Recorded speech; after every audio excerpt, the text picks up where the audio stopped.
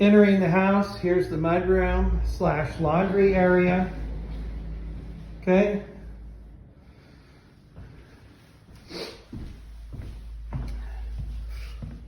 Living room. And you could use this for living and dining. Okay. And then the kitchen.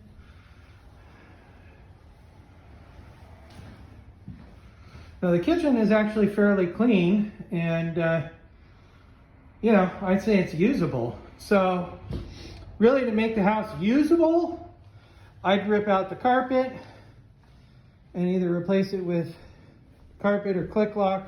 I prefer click lock for obvious reasons. So the upper floor is actually fairly clean. So we have a 2-bedroom, 1 bath on the main floor. And then downstairs is a complete renovation. The basement definitely needs to be reframed, and then the wiring needs to be inspected. Okay, and that's shown in a different video.